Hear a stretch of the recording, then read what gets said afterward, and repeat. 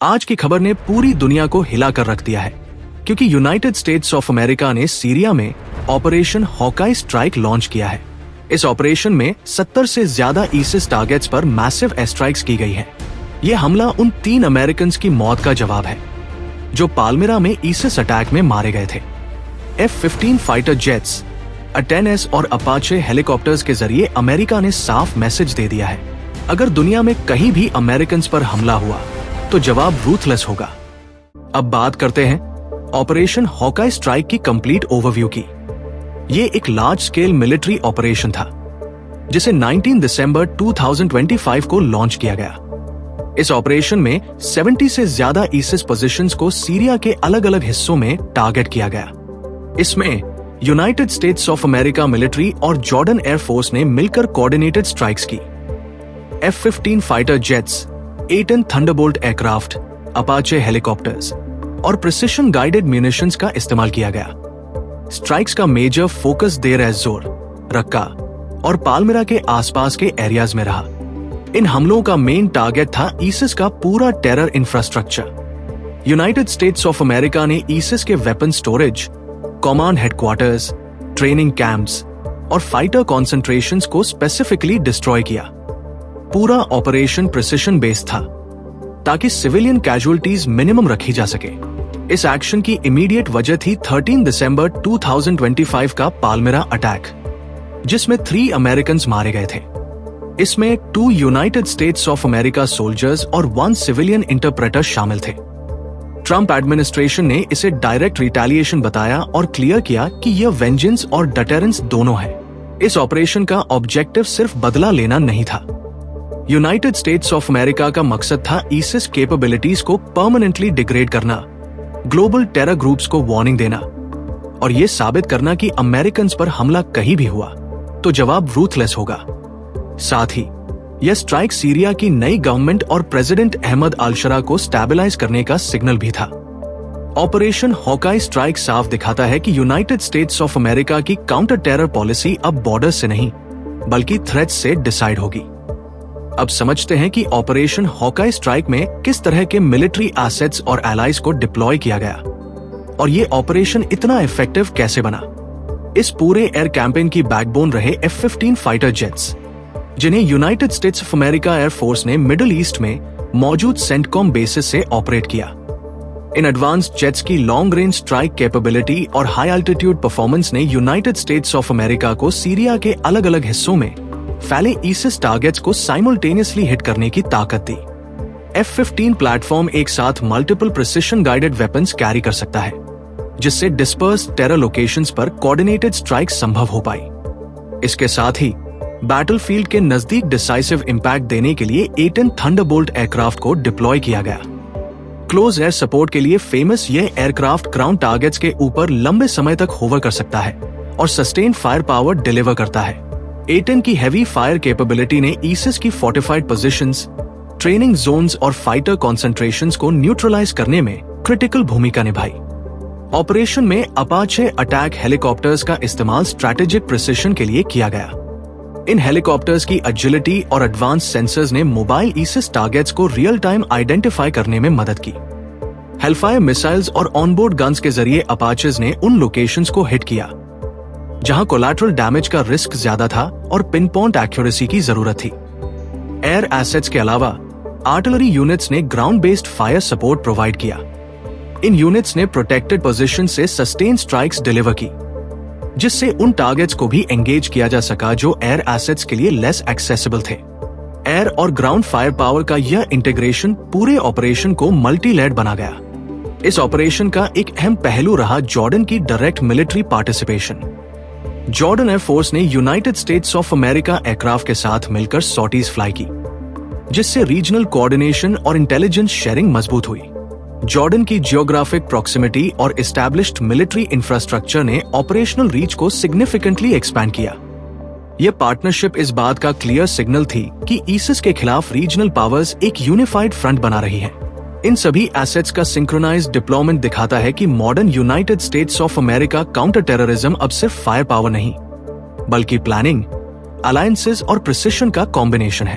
अब समझना जरूरी है कि ऑपरेशन हॉकाई स्ट्राइक सिर्फ एक मिलिट्री एक्शन नहीं था, बल्कि इसके पीछे प्रेसिडेंट ट्रंप की carefully design dual messaging strategy भी काम कर रही थी।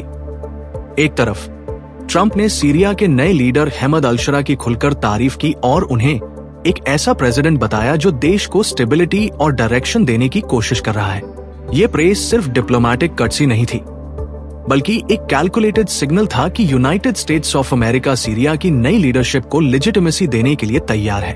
ट्रंप ने स्ट्राइक्स को कभी भी सीरिया की सॉवरेंटी के खिलाफ एक्शन की तरह प्रेजेंट नहीं किया। इसके बजाय उन्होंने नैरेटिव ये बनाया कि यूनाइटेड स्टेट्स ऑफ अमेरिका और सीरियन गवर्नमेंट एक कॉमन एनिमी यानी टेररिज्म के खिलाफ अलाइंड है। इस मैसेजिंग से इंटरनेशनल बैकलैश का रिस्क कम हुआ और ऑपरेशन को पार्टनरशिप फ्रेमवर्क में रखा गया। पब्लिक ऑप्टिक्स को सॉफ्टन करने के लिए ट्रंप ने अल-शरा के साथ इनफॉर्मल मोमेंट्स भी हाईलाइट किए। उनकी पर्सनल बातचीत और हल्के फुल्के कमेंट्स ने ये इंप्रेशन दिया कि दोनों लीडर्स के बीच डायरेक्ट रैपोर्ट है और ये रिलेशनशिप सिर्फ पेपर वर्क तक सीमित नहीं है। दूसरी तरफ ट्रंप ने यह भी साफ किया कि United states of America Syrian government को ओपनली सपोर्ट करता है। सीरियन लीडरशिप की तरफ से स्ट्राइक्स को जस्टिफाइड बताना इस बात का संकेत था कि ऑपरेशन म्यूचुअल अंडरस्टैंडिंग के साथ किया गया। यह अप्रोच पुराने इंटरवेंशन से अलग था, जहां अक्सर होस्ट गवर्नमेंट से कॉन्फ्रंटेशन होती थी। अब आती है स्ट्रैटेजी की दूसरी और ज्यादा हार्ड हिटिंग लेयर। ट्रंप ने टेररिज्म के खिलाफ जीरो टॉलरेंस पॉलिसी को बिना किसी डिप्लोमेटिक फिल्टर के पेश किया। पाल्मिरा अटैक में अमेरिकन की मौत को उन्होंने एक रेड लाइन बताया, जिसे क्रॉस करने की कीमत बहुत भारी होगी। यूनाइटेड स्टेट्स ऑफ अमेरिका ने मल्टीपल प्लेटफॉर्म्स और साइमल्टेनियस स्ट्राइक्स के जरिए ये दिखा दिया कि उसका रिस्पॉन्स सिंबॉलिक नहीं, बल्कि डिसाइसिव और ओवरवेलमिंग होगा। डिफेंस सेक्रेटरी पीट हेग्सेथ के बयान ने इस मैसेज को ग्लोबल लेवल पर क्रिस्टल क्लियर कर दिया कि अमेरिकन को टारगेट करने वालों को कहीं भी सेफ हेवन नहीं मिलेगा। इस रेटोरिक में बाउंड्रीज, डिप्लोमेसी और रिस्ट्रेंट की कोई जगह नहीं छोड़ी गई। यह लैंग्वेज सीधे यह बताती थी कि यूनाइटेड स्टेट्स ऑफ अमेरिका का जवाब लोकेशन से नहीं, बल्कि एक्शन से ट्रिगर होगा। ट्रंप की ये डुअल मैसेजिंग, फ्रेंड्स के लिए पार्टनरशिप और एनिमीज के लिए रूथलेस वार्निंग, ने ऑपरेशन हॉकाई स्ट्राइक को एक ब्रॉडर डॉक्ट्रिन में बदल दिया।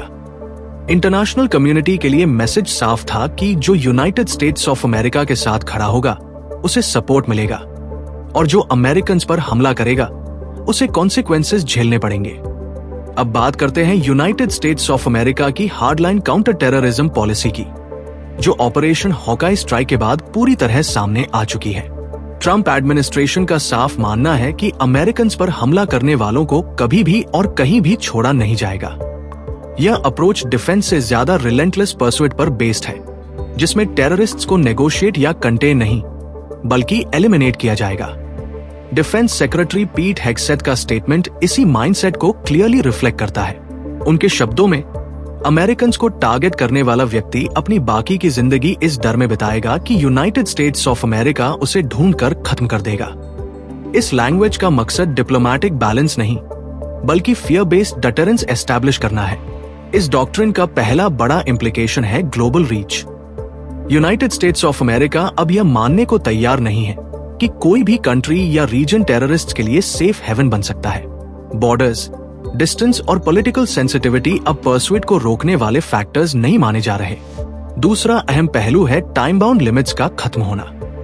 यूनाइटेड स्टेट्स ऑफ अमेरिका का मैसेज ये है कि रिटेलिएशन सिर्फ इमीडिएट नहीं होगी, बल्कि परसुएट तब तक चलेगी जब तक थ्रेट पूरी तरह खत्म न हो जाए।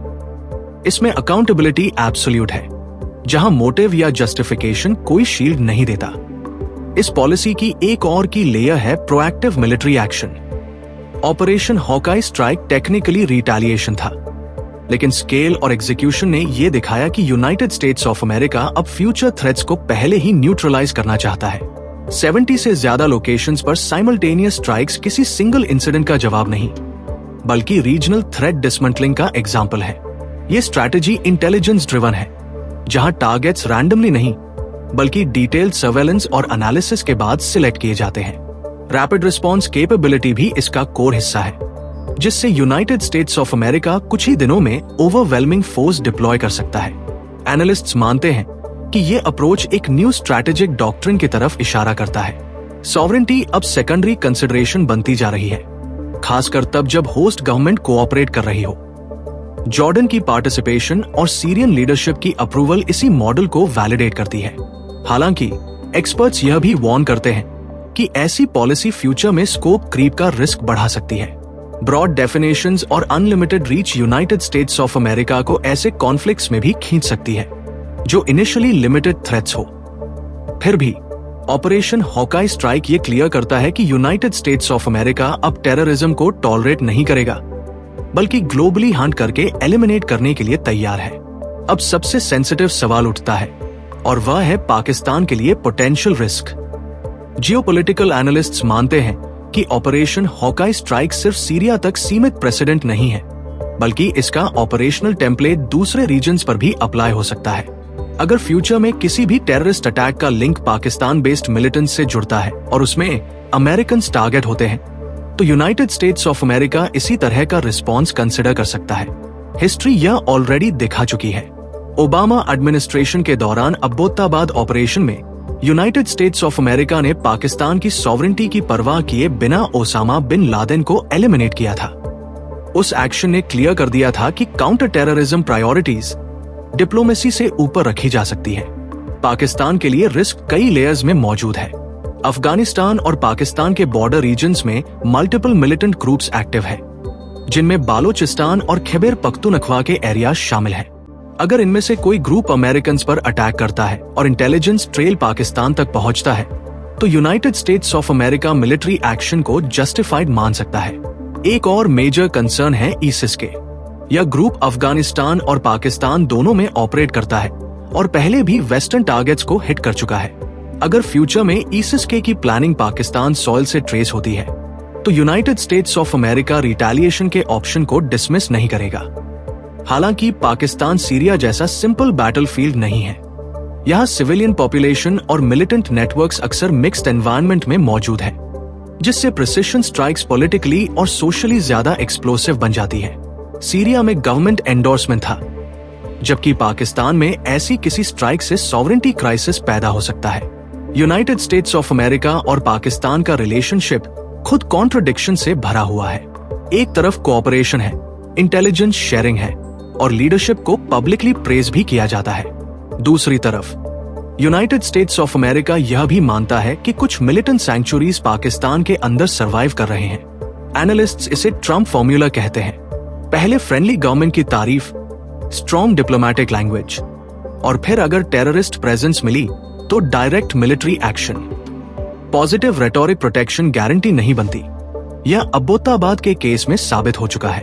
अगर फ्यूचर सिनारियोज देखें तो ट्रिगर साफ है। ISIS के या किसी एलिड ग्रुप का अटैक, हाई वैल्यू टारगेट की आइडेंटिफिकेशन या क्रॉस बॉर्डर सैंक्चुरीज से रिपीटेड स्ट्राइक्स, इनमें से कोई भी United states of America action trigger कर सकता है।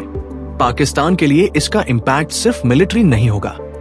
Domestic backlash, political instability, regional reactions और इंडिया जैसे नेबर्स की स्ट्रैटेजिक रिकैल्कुलेशंस, ऑल फैक्टर्स प्ले में आ जाएंगे।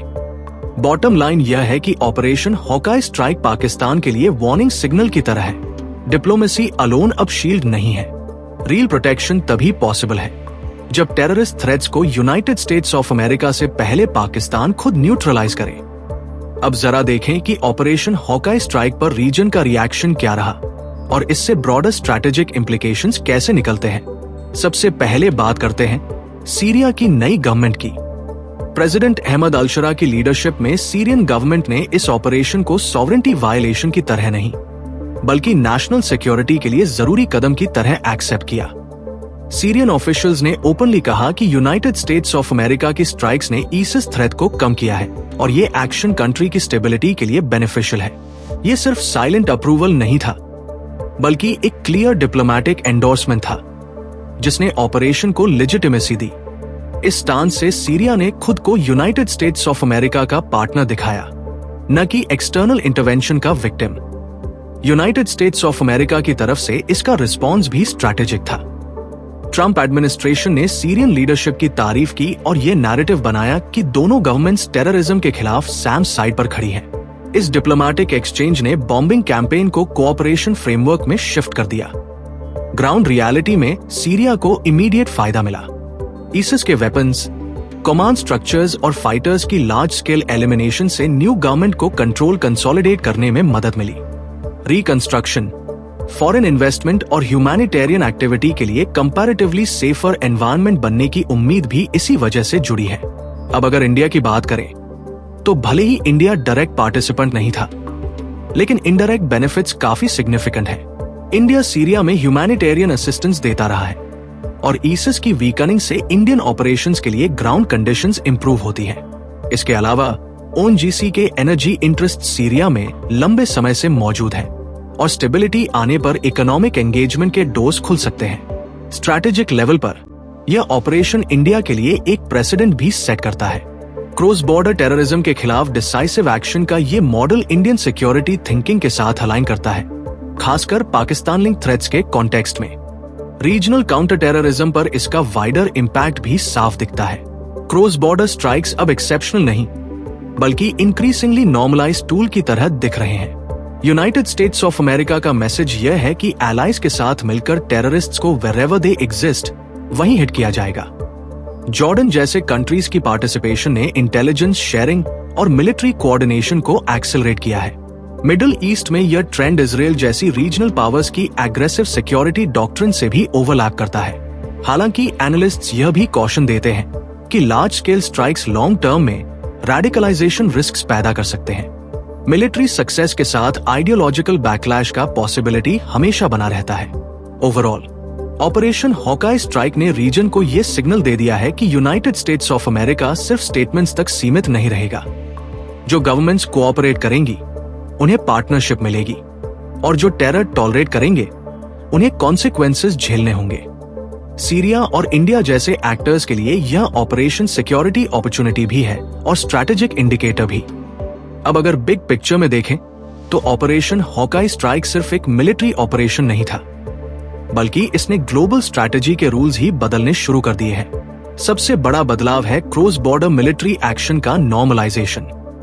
यूनाइटेड स्टेट्स ऑफ अमेरिका अब ऐसे स्ट्राइक्स को एक्स्ट्राऑर्डिनरी इवेंट की तरह नहीं बल्कि रूटीन काउंटर टेररिज्म टूल की तरह ट्रीट कर रहा है। पहले किसी सॉवरेन कंट्री के अंदर एक्शन लेने के लिए फॉर्मल परमिशन या एक्सट्रीम जस्टिफिकेशन जरूरी होती थी। अब फ्रेमवर्क ये बनता दिख रहा है कि अगर फ्रेंडली गवर्नमेंट क्वाइटली कोऑपरेट कर रही है तो लार्ज स्केल स्ट्राइक्स को एक्सेप्टेबल माना जाएगा। ये शिफ्ट अब्बोत्ताबाद रेड से शुरू हुआ था, लेकिन हॉकाई स्ट्राइक ने इसे सिस्टमैटिक मॉडल में बदल दिया। इस ऑपरेशन को ऑफिशियली नेम देना और सेंटकॉम लेवल पर प्लान करना दिखाता है कि यह एडहॉक नहीं बल्कि इंस्टीट्यूशनल डॉक्ट्रिन बनता जा रहा है। इसका इम्प्लीकेशन सिर्फ मिडिल ईस्ट तक सीमित नहीं है बल्कि साउथ एशिया और दूसरे रीजन्स तक एक्सटेंड हो सकता है। रीजनल रीअलाइनमेंट भी साफ दिखता है। यूनाइटेड स्टेट्स ऑफ अमेरिका ने यह सिग्नल दिया है कि चाइना या इंडो पैसिफिक फोकस के बावजूद मिडिल ईस्ट उसकी स्ट्रैटेजिक प्रायोरिटी बना रहेगा। सीरिया की नई गवर्नमेंट ने इस अपॉर्चुनिटी का इस्तेमाल खुद को इंटरनेशनल आइसोलेशन से बाहर निकालने के लिए किया। जॉर्डन की इंपॉर्टेंस बढ़ गई है क्योंकि उसने मिलिट्री कोऑपरेशन दिखाया है। इजराइल के लिए यह ऑपरेशन इनडायरेक्टली रियश्योरिंग है क्योंकि यूनाइटेड स्टेट्स ऑफ अमेरिका का एग्रेसिव पोस्चर रीजनल थ्रेट्स को वीकन करता है। गल्फ स्टेट्स भी रियसेस कर रहे हैं कि यूनाइटेड स्टेट्स ऑफ अमेरिका अभी भी सिक्योरिटी गारंटर की भूमिका निभाने को तैयार है। साउथ एशिया में इसका असर और ज्यादा सेंसिटिव है। पाकिस्तान के लिए मैसेज क्लियर है कि पॉजिटिव रिलेशन स्ट्राइक इम्यूनिटी नहीं देते। इंडिया इसे क्रॉस बॉर्डर टेररिज्म के कॉन्टेक्स्ट में एक स्ट्रैटेजिक प्रेसिडेंट की तरह देख रहा है। हालांकि एस्केलेशन का रिस्क भी बना हुआ है। ग्लोबल पावर्स भी इग्नोर नहीं कर सकते। रशिया इसे अमेरिकन डोमिनेंस के सिग्नल की तरह देख रहा है। चाइना के बेल्ट एंड रोड इन्वेस्टमेंट्स अब ऐसे एनवायरनमेंट में ऑपरेट कर रहे हैं जहां मिलिट्री स्ट्राइक्स नॉर्मलाइज्ड हो रहे हैं। ईरान इसे फर्दर मिलिटराइजेशन के जस्टिफिकेशन की तरह इंटरप्रेट कर सकता है। अलायंस स्ट्रक्चर भी इवॉल्व हो रहा है। यूनाइटेड स्टेट्स ऑफ अमेरिका अब कोऑपरेटिव सिक्योरिटी मॉडल पुश कर रहा है जहां इंटेलिजेंस शेयरिंग, बेसिंग राइट्स और मिलिट्री इंटरऑपरेबिलिटी की क्राइटेरिया बनते जा रहे हैं। जो कंट्रीज अलाइन करेंगी उन्हें एक्सेस मिलेगा और जो बाहर रहेंगी वे मार्जिनलाइज हो सकती है। लीगल और सॉवरेंटी क्वेश्चंस भी अनअवॉइडेबल है। अब सॉवरेंटी एब्सोल्यूट नहीं बल्कि परफॉर्मेंस बेस्ड कॉन्सेप्ट बनती दिख रही है। अगर कोई कंट्री टेररिस्ट थ्रेट एलिमिनेट नहीं कर पाती तो एक्सटर्नल इंटरवेंशन को जस्टिफाई किया जा सकता है। लॉन्ग टर्म इम्पैक्ट अभी ओपन क्वेश्चन है। यह अप्रोच टेररिज्म को सप्रेस कर सकती है, लेकिन रेडिकलाइजेशन को एक्सेलरेट भी कर सकती है। स्टेबिलिटी तब आएगी जब मिलिट्री एक्शन के साथ रिकंस्ट्रक्शन और गवर्नेंस भी फॉलो करें। ओवरऑल ऑपरेशन हॉकाई स्ट्राइक एक स्ट्रैटेजिक इन्फ्लेक्शन पॉइंट है। यह डिसाइड करेगा कि फ्यूचर में काउंटर टेररिज्म लिमिटेड रहेगा या ग्लोबली नॉर्मलाइज्ड मिलिट्री डॉक्ट्रिन बन जाएगा। तो अंत में देखा जाए तो ऑपरेशन हॉकाई स्ट्राइक सिर्फ एक बड़े एयर स्ट्राइक कैंपेन नहीं था, बल्कि ये यूनाइटेड स्टेट्स ऑफ अमेरिका की काउंटर टेररिज्म स्ट्रैटेजी में एक नया युग खोलता दिख रहा है। इस नई फेज की सबसे बड़ी खासियत है एग्रेसिव और प्रोएक्टिव मिलिट्री ऑपरेशंस, जो डिप्लोमेसी या इंटरनेशनल लीगल कॉन्स्ट्रेंट्स से ज्यादा तेजी और थ्रेट एलिमिनेशन को प्राथमिकता देते हैं। अब अमेरिकन स्ट्रैटेजी का फोकस केवल सर्जिकल स्ट्राइक्स नहीं, बल्कि मैसिव कोऑर्डिनेटेड ऑपरेशंस है। जैसे कि हॉकाई स्ट्राइक में 70+ टारगेट्स एक ही समय में मारे गए। सॉवरेनिटी अब कंडीशनल बनती दिख रही है। यदि कोई देश टेररिस्ट सैंक्चुरीज खत्म नहीं कर पाता, तो यूनाइटेड स्टेट्स ऑफ अमेरिका उसके टेरिटरी में भी एक्शन ले सकता है। और होस्ट गवर्नमेंट की टैसिट कोऑपरेशन पॉलिटिकल कवर का काम करती है। रेटोरिकल इंटेंसिटी भी नए स्तर पर है। सेक्रेटरी ऑफ डिफेंस पीट हेग्सेथ के शब्द हंट, फाइंड एंड रूथलेसली किल ये दिखाते हैं कि अमेरिका रिलेंटलेस परसुएट पर जोर दे रहा है। टेक्नोलॉजिकल इंटीग्रेशन और रियल टाइम इंटेलिजेंस फ्यूजन ने लार्ज स्केल ऑपरेशंस को पॉसिबल और प्रिसाइज बनाया, जिससे सिविलियन कैजुअलिटीज कम से कम हो। रैपिड रिस्पांस कैपेबिलिटी भी की है। हॉकाई स्ट्राइक सिर्फ 6 डेज में दिसंबर 13 के पाल्मिरा अटैक के जवाब में लॉन्च किया गया। रीजनल इंपैक्ट भी बहुआयामी है। सुरक्षा के शॉर्ट टर्म बेनिफिट्स सीरिया और एलिड नेशंस को मिले हैं, क्योंकि ISIS की कैपेबिलिटीज डिग्रेड हुई और ऑपरेशनल नोड्स डिस्ट्रॉय हुए। मीडियम टर्म में स्टेबिलिटी इस बात पर निर्भर करेगी कि टेररिस्ट रिक्रूटमेंट और रेडिकलाइजेशन कितनी तेजी से कंट्रोल हो पाती है। रिकंस्ट्रक्शन और ह्यूमैनिटेरियन अपॉर्चुनिटीज अब खुली है, जिससे लॉन्ग टर्म स्टेबिलिटी का मार्ग बन सकता है। पाकिस्तान सबसे सेंसिटिव देश बनकर उभरता है।